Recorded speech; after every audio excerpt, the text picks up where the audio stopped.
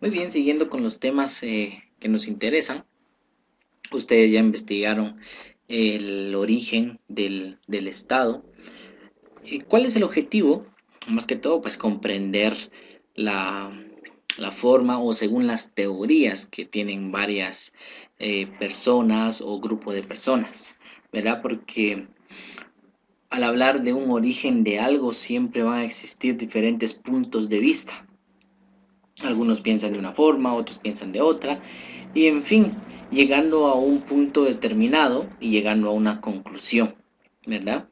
Es decir, que de qué, de que existe un estado. Somos ese, como podríamos considerar, que sería el fin primordial de considerar y saber que existe un estado, ¿verdad? Y que ya sabemos cuáles son los elementos que lo conforman. Ustedes habrán investigado cada uno de los mismos. Yo aquí pues tengo un pequeño concepto o forma de descripción según el texto. Veamos, dice teorías del origen del Estado. Sobre el origen del Estado se han formulado varias teorías, pues nadie sabe a ciencia cierta cómo se originó el Estado, ¿verdad? Somos así decir de que a la gran somos hay alguien quien dice, bueno, así se originó el Estado y, y nadie más lo discute, somos eso no, sino que eh, se determina más que todo de cómo podríamos considerar o cómo hasta cierto punto se considera que el Estado se ha generado. Una de las teorías que ustedes investigaron era la teoría teológica, dice la cual dice que el Estado se origina por Dios, es decir, que Dios creó el Estado. Desde que Dios instituyó la primera familia en la tierra, se le dio al hombre varón la responsabilidad de gobernar su casa, siendo este el ejemplo para las futuras sociedades. Su mayor exponente fue San Agustín, dice acá. Bien. Aquí, según la teoría teológica, para muchos de ustedes quienes profesan una religión, ¿verdad? Se nos ha enseñado, porque sí que podemos decir todo, se nos ha enseñado de que Dios fue quien creó al hombre, ¿verdad? O sea, Dios creó la tierra, Dios creó los recursos y Dios puso al hombre en la tierra y a la mujer, ¿verdad?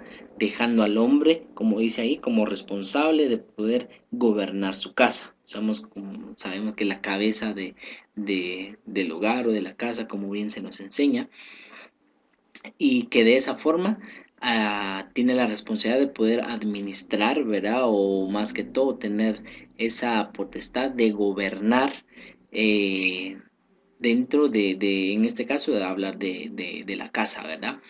Ahora bien, si lo vemos en un sentido de sociedad, pues ahí sí que como nos menciona acá, en base a ello, pues se determinan disciplinas, ¿verdad? Normas, reglas para poder ¿qué? Convivir entre un grupo de personas.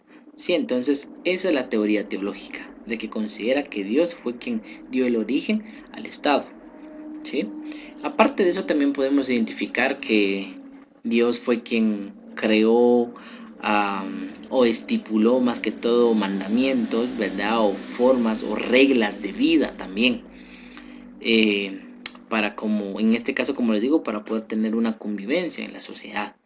Hay muchos, pues obviamente, que lo desobedecen, como pasa lo mismo con leyes eh, o con legislaciones estatales, ¿verdad? O leyes que crea el Estado y que no siempre las personas las obedecen, ¿verdad? A pesar de que es una ley, a pesar de que pueda tener castigo o de que tenga castigo, pero no significa que absolutamente todas las personas obedezcan, ¿verdad? Entonces es lo mismo que pasa acá, de que la teoría teológica nos enseña que el origen del Estado, o en este caso, pues se dio gracias a la voluntad de Dios. Esa es la teoría teológica.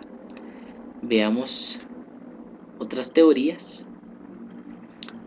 Tenemos otra teoría que dice aquí, teoría contractualista. Dice que el Estado se origina por un contrato o pacto social. Esto es que las familias pactaron unirse para defenderse de las fuerzas de la naturaleza, de los animales salvajes, naciendo así la sociedad, siendo las reglas dadas por sus miembros para la gobernabilidad de la sociedad. Por lo tanto, el Estado es creación del ser humano. El mayor exponente de esta teoría fue el inglés Thomas Hobbes, si ustedes se recuerdan, lo investigaron, ¿verdad? A través de su obra Leviatán en el año 1651. Otro de los defensores de esta teoría fue el suizo Jean-Jacques Rousseau, ¿verdad? También ustedes lo investigaron, exponiendo su pensamiento en la obra, en la obra Contrato Social Pública en el año 1762. Después vamos a hablar de lo que específicamente mencionan ambos. Cuando se refiere aquí a la teoría contractualista, también otro punto de vista es que se generó como un pacto, ¿verdad?, entre grupo de personas. Es como decir que habían dos grupos de personas, hablemos así una forma a grandes rasgos, de que un grupo de personas compuesto por 20 personas y otro grupo de personas compuesta por 30 personas, lo hacemos solo para identificar ese sentido. Entonces los mismos se ponen de acuerdo, generan como un pacto en el cual van a asociarse y para poder defenderse o sobrevivir especialmente, ¿verdad? Hacemos, ¿por qué decimos de defenderse y sobrevivir? Porque al hablar de un inicio de la sociedad no es lo mismo como ahora, ¿verdad? Ahora si necesitamos algo, alimentación, necesitamos algo, simplemente vamos a la tienda, vamos al supermercado, vamos al mercado o vamos, no sé, a lugares donde venden y lo compramos y hasta lo único que necesitamos es dinero, ¿verdad? Pero cuando hablamos del origen del Estado en un sentido de poder sobrevivir, ¿verdad? Las personas tenían que asociarse para ir a conseguir alimentos. Tenían que ir a cazar, tenían que ir a pescar y tenían que hacer varias cosas para poder conseguir esos alimentos, ¿verdad? Y obviamente para poder cazar algún animal grande, pues necesitaban de varias personas, ¿verdad? Entonces, he ahí poder estar de acuerdo entre un grupo de personas y de esa manera poder defenderse y poder alimentar a toda la sociedad. ¿Sí? Entonces, imaginémonos esa perspectiva de que un grupo de personas, de hombres especialmente, salían a cazar, a traer ya sea, como les digo, carne, y en base al momento de que matan a los animales, pues utilizan la piel de igual manera para cubrirse y demás. Hacemos todos esos recursos que podían conseguir y de esa manera trataban de poder cuidar a, a la sociedad, ¿verdad? Entonces, ahí donde se da, según lo que nos dice, el Estado, ¿verdad? Porque van a existir, obviamente, entre ellos van a generar reglas, forma de convivencia y diferentes cosas más, con el objeto de que puedan eh, tener un bien común, ¿verdad? Puedan tener un bien común y posteriormente eh, satisfacer esas necesidades que en algún momento tienen, ¿sí? Eso es la teoría contractualista. La teoría naturalista, dice esta teoría, dice el ser humano es un son politicón, animal político, y que por lo tanto el Estado se desarrolla por el impulso natural social del hombre que lo hace irse juntando con su especie. Nace, crece, se desarrolla en su contexto familiar, siempre se busca un jefe, alguien que dirija al grupo, en un momento las mujeres, o sea, el matriarcado, dice acá, luego el patriarcado. Al volverse sedentarios, las familias se unen y va germinando a la par de la agricultura, una sociedad más organizada. Los mayores expositores de esta teoría son Platón y Aristóteles. ¿Qué quiere decir acá? Simplemente como que se genera de forma natural. Si usamos el ser humano crece, como dice ahí, se desarrolla, podemos incluso también decir se reproduce, ¿verdad? Ve la forma de poder sobrevivir, ve la forma de poder unirse con otras personas, como dice aquí, para poder administrar o para poder utilizar todos esos recursos que en algún momento han obtenido. Como vuelvo a repetir, no es lo mismo o no era lo mismo que ahora nosotros podemos conseguir cualquier cosa así de forma rápida, sino que hacían el esfuerzo para poder conseguir esos recursos y satisfacer dichas necesidades. Pero como en esa teoría es como que todo se originaba de forma natural, ¿verdad? Como que simplemente se dan las cosas y nada más, ¿verdad?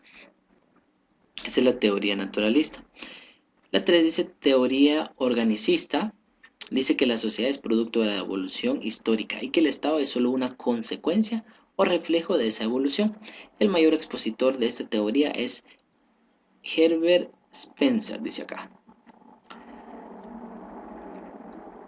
Aquí nos menciona simplemente como que es una evolución nada más, algo que se da, algo que se va dando en un sentido de que si existen personas, existe una sociedad, por ende se va dando de forma evolutiva lo que es el Estado, ¿verdad? Como que se ve parte de la misma necesidad del ser humano y se origina algo que va evolucionando. Es como todas las cosas que nosotros podemos considerar en este momento, de que todo ha ido evolucionando poco a poco, especialmente si hablamos de la tecnología, ¿verdad? Digamos, ahorita nosotros más que todo nos sorprende la tecnología, los nuevos quizás celulares, televisores, computadoras y demás. Para nosotros nos vamos, o más que todo, nos vamos acoplando a esa evolución. De aquí a unos 10, 20 o 50 años va a ser totalmente diferente igual. O sea, lo que pueda existir de aquí a unos 50 años, vamos a decir, bueno, eso no era así hace años, ¿verdad? Estamos ahora en la época en la que estamos. Entonces como que todo se va eh, evolucionando, todo va una forma de evolución y hasta cierto punto para mejoras, ¿verdad? Aunque pues hay cosas que tal vez no han sido para mejoras, sino que han sido para desventajas, pero la mayor parte trata la manera de que puedan ser por mejoras, ¿verdad? Entonces, esa sería la teoría organicista, que se enfoca en el que el Estado se da de forma evolutiva, ¿verdad? Hacemos simplemente evoluciona a través del tiempo. Posteriormente tenemos la teoría ecléctica, dice, formulada por el sociólogo francés vamos a ver, dice aquí Fourier, ¿verdad? Hacemos específicamente la pronunciación, pues se los debo. Esta teoría trata de armonizar la pugna existente entre la teoría contractualista y la organicista. Digamos, cuando es una pugna es una, ¿cómo podemos decir? Un enfrentamiento o diferencias que existe entre los mismos. Y posteriormente dice, y concluye que las sociedades son organismos contractuales, ¿sí? Es decir, que la sociedad, conjunto de personas viviendo en un mismo territorio, dice como un organismo viviente, pacta o hace un contrato social el cual da origen al Estado. Pero hacemos al final como es que podemos decir que es como similar a la teoría contractualista, ¿sí? Del cual identifica que es en base a contratos que realiza entre personas, ¿verdad? Entonces, esas son las diferentes teorías. Y ahora bien, ¿por qué le daba un poquito de énfasis? O tal vez no de énfasis, sino que las teorías de Thomas Hobbes y Jacques Rousseau. ¿Se recuerdan de que eso ustedes investigaron? Espero que lo hayan hecho. Y al momento de que yo les mencione lo siguiente, pues se darán cuenta o especialmente de lo que hayan investigado. Hasta cierto punto habían cosas en el que estos dos personajes coincidían, ¿sí? De que al final, pues con el afán de tener un orden, tiene que existir un jefe, tiene que existir un líder, quien debe de crear leyes para poder imponerlo y, y de esa manera poder tener una buena convivencia hasta cierto punto, ¿verdad? Pero ¿cuál es la diferencia? En el que uno de ellos menciona sobre el origen en un sentido de que cuando el ser humano nace, nace siendo bueno, ¿sí? Sabemos que cuando nace uno es como que el mismo ser humano es bueno, ¿verdad? Pero se va corrompiendo al transcurso del tiempo. O sea, se corrompe en base a lo que eh, inculca o en base a la influencia que recibe de la misma sociedad, que de igual manera pues está en una situación equivocada, ¿verdad? O de maldad o de delincuencia o no sé, diferentes cosas, ¿verdad? Entonces, una de las teorías menciona que el ser humano nace bueno, pero que la sociedad misma es quien lo corrompe. Y la otra teoría nos menciona de que el ser humano nace siendo malo. Si usamos, no es eso de que simplemente que la sociedad misma la corrompe, sino que eh, nace ahí sí que con una mentalidad de maldad, podríamos decir, ¿sí? Entonces, esa es la diferencia que hay entre estos dos. Ustedes van a determinar o se recordarán quién mencionaba una cosa y quién mencionaba la otra, ¿verdad? Por eso es que ustedes lo investigaron. Como vuelvo a repetir, uno de ellos considera de que el ser humano nace siendo bueno, pero que es corrompido por la misma sociedad. Y el otro que menciona pues que el ser humano nace siendo malo, ¿sí? Y son diferentes teorías en el que nos enseña del origen del Estado. Ahora bien, ¿por qué se supone que se identifica la importancia del mismo? Porque de esa forma nosotros podemos identificar la importancia que tiene el Estado, obviamente, para nosotros como guatemaltecos. Organización del Estado guatemalteco. El poder del Estado emana del pueblo. ¿Sí? Dice, sin embargo, este último elige a sus representantes para que los gobierne, delegando así su poder a las tres organizaciones siguientes. Tenemos el organismo legislativo, organismo ejecutivo, organismo judicial. Ustedes se recordarán de eso, ¿verdad? Yo considero que ya no hay necesidad de investigar qué es lo que realizan cada uno de los organismos, porque se recuerdan que eso lo vimos el año pasado, ¿verdad? En finanzas públicas. Casi el, el curso gubernamental hacemos un poquito de recordatorio a lo que es las finanzas públicas, ¿sí? Entonces, como dice aquí en este punto, el organismo se divide en tres organismos: legislativo, ejecutivo y judicial. El legislativo, que recordemos que se encarga de crear o es el único ente facultado para poder crear leyes, ¿verdad? Y como dice aquí, en nuestro medio, este poder se le delega al Congreso de la República. Vamos a hacer Congreso quien crea las leyes. Así que nunca se les olvide que cuando se implementan nuevas leyes y demás es porque lo implementó el organismo legislativo.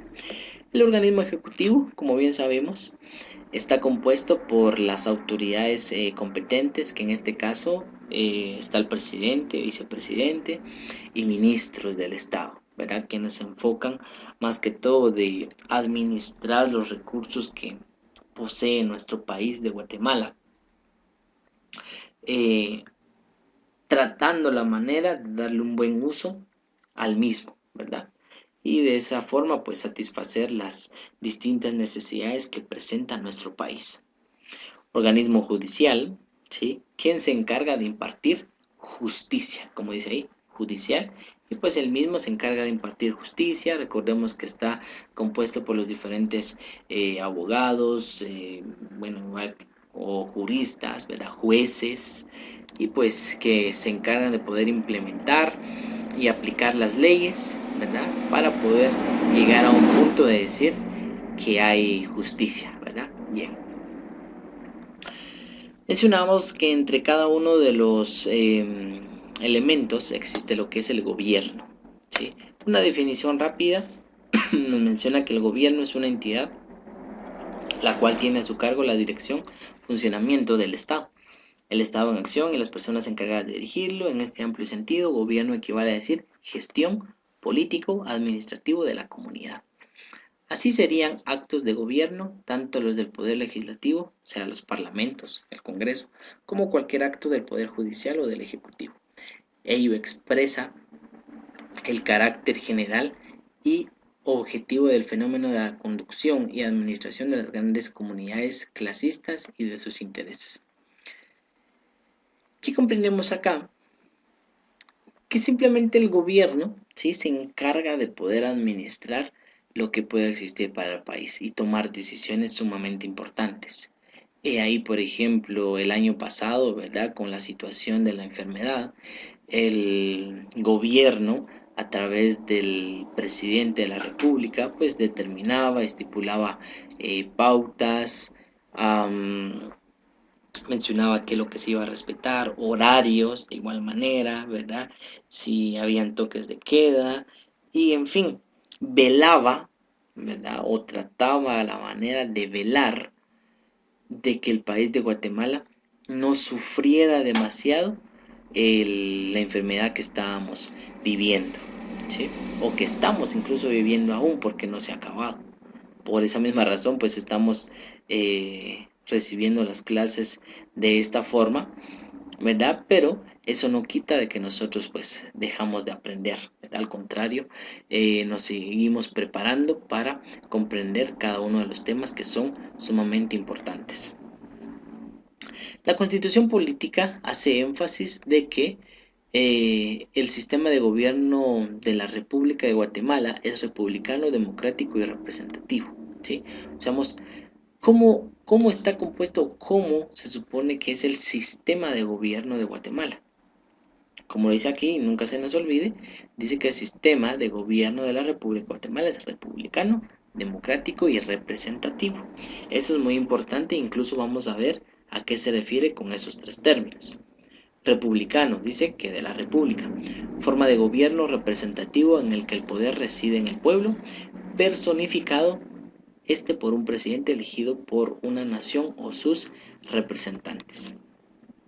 Algo que muchas veces se nos olvida, ¿sí? Como dice acá, dice que nuestro país es republicano por el hecho de que el poder reside en el pueblo.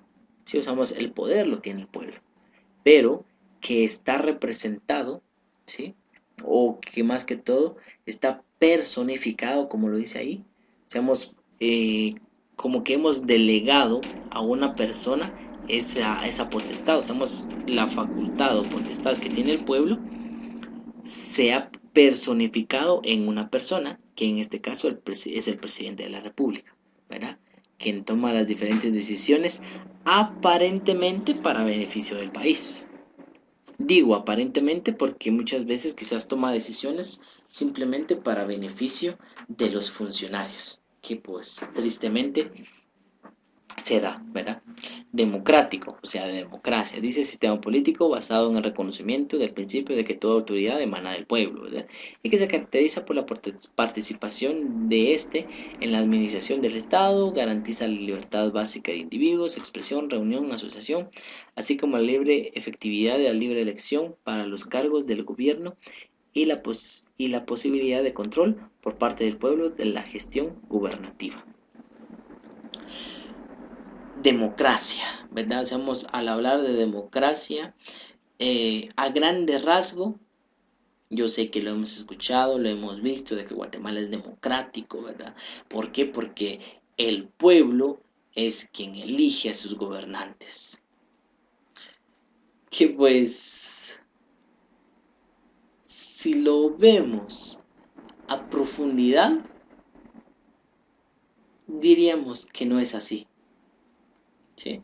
Por eso les digo, si lo vemos a grandes rasgos, Guatemala es democrático, ¿verdad? Porque el pueblo, quien tiene el poder, elige a sus gobernantes. Pero, como vuelvo a repetir, de que sea cierto, hasta cierto punto quizás no. ¿Por qué lo vemos desde ese punto de vista? Y yo les voy a mencionar ese sentido. Cuando se realizan las diferentes elecciones, como que decimos, bueno, como que no hay algún candidato que nos convenza, ¿verdad? Y posteriormente elegimos al menos peor, ¿verdad? Como decimos, bueno, no es porque sea el mejor, ¿verdad? El mejor candidato, pero creo que es el menos peor, ¿sí? Y creo que eso fue lo que tuvimos la mentalidad en algún momento, que decir, vamos, nos vamos a elegir a un menos peor y resultó peor, ¿verdad? Entonces, son cosas que se dan, que hasta cierto punto Guatemala elige, ¿verdad? Pero como que fuera algo de imposición. ¿Por qué razón? Porque no, a veces no se nos presentan candidatos que nos convenzan, ¿verdad? He ahí sobre al hablar de política, he ahí sobre decir que los políticos mienten, he ahí que simplemente buscan su propio beneficio, ¿verdad? He ahí que crean leyes para beneficio de ellos mismos. Directamente si elegimos a un presidente porque se nos presenta, bueno, esos son los candidatos y elegimos presidente y vicepresidente. Donde muchas veces fallamos son con diputados, porque para los que quizás han votado o bueno, quizás no, ¿verdad? Pero ya en la siguiente elección me imagino que ya muchos de ustedes pues van a tener la oportunidad de votar, ¿verdad? Y el privilegio podríamos considerar porque no podemos descartar de que sea como sea, somos guatemaltecos y tenemos ese derecho, ¿verdad? Del sufragio universal, o sea, de ejercer nuestro voto, ¿sí? Nuestro voto a un candidato en específico. Pero se darán cuenta que, como les digo, sí elegimos a un presidente, a un vicepresidente, a un alcalde, pero de diputados a veces como que ni siquiera conocemos quiénes se supone son y simplemente elegimos. ¿Sí? ¿Por qué? Porque como que en las papeletas que vienen simplemente aparece un listado de diputados que ni siquiera conocemos, ¿verdad? Un listado de nombres nada más, ni rostros, ni nada, nada, hacemos nada, ¿verdad? Simplemente un listado aparece del partido tal y un gran listado de diputados, ¿verdad? Como que ahora uno quizás no se basa en ver los nombres, sino simplemente en el logo del partido, ¿verdad? Somos que elige el logo del partido porque consideran, bueno, si este es del logo del partido del presidente, entonces también lo elijo para diputados, ¿verdad? Seamos, y son errores, ¿sí? Son errores porque al final, al determinar que solamente un partido o algunos cuantos partidos, uno, dos o tres partidos, queden de diputados, como que les damos una autonomía, ¿verdad? Porque no hay ese debate entre los diferentes diputados para poder elegir algo, ¿sí? Entonces por eso es que se da esa situación. Por último, dice que es representativo al que el gobierno en el que los representantes de la nación concurren a formar sus propias leyes, ¿sí? Hasta cierto punto también lo que decíamos que el gobierno en base a o por medio del Congreso de la República se crean las leyes, ¿verdad? Por esa misma razón es representativo porque se representa a sí mismo. No podemos decir, es que nos representa el otro país, ¿verdad? O sea, no. Guatemala se representa a sí mismo, crea sus propias leyes, sus reformas, ¿verdad? Busca su propio beneficio, pero pues a veces casi solo son beneficios propios. La administración pública, recordemos que la administración pública, ¿verdad? Se encarga de, de poder convertir esos recursos o administrar los recursos que obtiene para convertirlos en obras públicas, ¿verdad? Entonces debemos de comprender que el Estado, por medio del gobierno, ¿verdad? Recuerden que cuando yo digo gobierno, no solamente me enfoco en el presidente, ¿sí? Eso recordemos. Cuando digo gobierno, me enfoco a ese grupo de personas quienes están como funcionarios. ¿Quiénes son? Somos el organismo ejecutivo, legislativo y judicial, ¿verdad? Somos todos ellos, tanto las diferentes instituciones son el gobierno, quienes administran los recursos para poder convertirlos en obras públicas, ¿verdad? Y de esa manera tratar de que el país de Guatemala pues crezca, ¿sí? Se refiere en ese sentido, obviamente no le doy tanto preámbulo porque ustedes pues van a tener la facilidad de leerlo, ¿sí? Pues no es nada complicado de poder comprender. Organización administrativa del gobierno. ¿Cómo está organizado el gobierno? Hay órganos administrativos centralizados y órganos administrativos descentralizados. ¿Sí? Voy a leer el concepto de lo que dice órganos centralizados. Son las instituciones u órganos encargados de la administración pública donde se concentran la facultad de decisión y la facultad de mando, siendo estos organismos los que ocupan el más alto grado de jerarquía en el orden administrativo. ¿Quiénes son? Vean, los que están en este rango, como ya dije, los tres órganos: ejecutivo, legislativo y judicial. Entonces, los organismos descentralizados, incluso vean, aquí aparece los tres organismos, ¿sí? Ahí lo leen, por favor. Entonces, ¿quiénes conforman los organismos descentralizados? Como dice aquí, órganos descentralizados. El pequeño Larousse Ilustrado dice, define como descentralizar la acción de transferir a diversas corporaciones e instituciones parte de la autoridad que antes ejercía el Estado. Voy a leer esta parte también. Dice, sobre este tema diremos que hay grados o graduaciones de la descentralización, como sigue. Gradación mínima, también llamada delegación, consiste en el traslado de competencia muy limitada y el subordinado inferior continúa bajo fuerte control. Gradación media, conocida también con el nombre de desconcentración, implica una transferencia amplia de competencia pero con fuerte control del órgano superior. Y graduación máxima, llamada otras veces administración indirecta del Estado, consiste en la transferencia de competencia total autónoma con un mínimo de control. Muy bien. ¿Qué vamos a comprender de eso? En este caso, los órganos descentralizados, como bien su nombre lo dice, podemos decir que sería la división que hay de los órganos centralizados. ¿Por qué razón? Porque el gobierno no podría realizar o abastecerse, ¿verdad? Lograr todos sus objetivos solos. Para eso debe de generar instituciones descentralizadas, o sea, descentralizar o colocarlos en diferentes puntos del país, ¿sí? Y de esa forma poder administrar. Uno de los órganos descentralizados, ¿cuál puede ser? Los alcaldes municipales, ¿verdad? Los diferentes municipios y departamentos y demás tienen su propio alcalde, ¿sí? Entonces, gracias a los diferentes alcaldes también pueden presentar sus necesidades. Por ejemplo, ustedes como ciudadanos o su familia tiene alguna necesidad de su casa o cerca de la casa, quizás camino o algo. No van a decir, bueno, tenemos esta necesidad o en una colonia, ¿verdad? Tenemos esta necesidad en la colonia, así que vamos a ir al Congreso o vamos a ir con el presidente, ¿sí? No van directamente con el Estado. ¿Para eso qué? Para eso hay un alcalde, ¿verdad?